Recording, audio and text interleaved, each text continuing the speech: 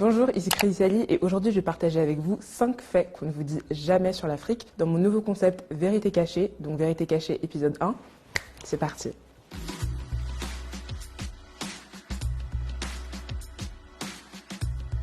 Alors pour commencer, le nom même de l'Afrique.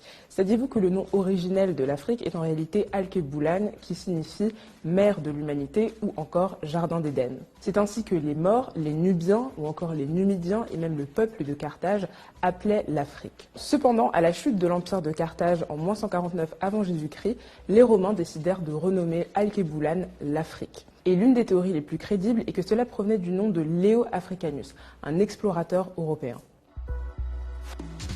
L'Afrique est rarement associée au monde des mathématiques ou encore au monde des sciences. Mais saviez-vous qu'en réalité, les 2 premiers outils mathématiques au monde ont été retrouvés au Swaziland, c'est l'os de Lebombo, et entre l'Ouganda et le Zaïre, c'est l'os de Ishango.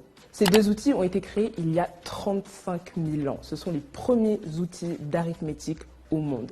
Et ils ont donc été trouvés et créés en Afrique. On sait tous que l'Afrique est le berceau de l'humanité, surtout depuis la découverte de Lucie en 1974 en Éthiopie. Mais saviez-vous qu'en réalité, c'est le berceau de la vie? L'Afrique est le seul continent sur la planète à réunir à lui tout seul 9 biomes, c'est-à-dire 9 écosystèmes, notamment les savanes, les mangroves, les forêts ou encore les prairies et les déserts. C'est également, bien évidemment, le continent le plus riche en matière de ressources naturelles. Pétrole, or, diamant, aluminium, gaz, graphite, sel, bois, charbon et encore tellement d'autres minerais. En parlant de minerais, parlons du cobalt. La plus grosse réserve de cobalt se trouve en République démocratique du Congo. On y trouve la moitié de la réserve mondiale de cobalt dans ce pays-là. Et savez-vous à quoi sert le cobalt ?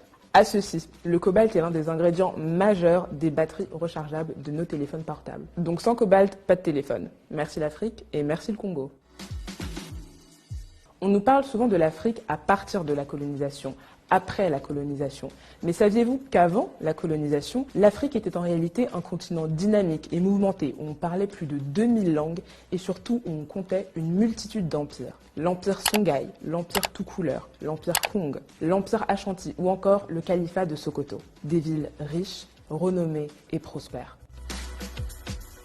Et justement, en parlant de prospérité, saviez-vous que l'une, si ce n'est pas la première université au monde, a été créée au Mali? C'est l'université de Sankoré, à Tombouctou. Elle a été bâtie au XIVe siècle. Et figurez-vous que c'était une véritable capitale culturelle. Des multitudes de citadelles d'études, des centres d'apprentissage, des académies. On y enseignait des multitudes de matières, les arts, les sciences, la religion ou encore, bien évidemment, les mathématiques. Cette université, Tombouctou, le Mali, l'Afrique, a fortement contribué et participé au développement de l'humanité. Alors à tous ceux qui disent que l'homme africain n'est pas assez entré dans l'histoire. C'est que l'homme africain n'est pas assez entré dans l'histoire.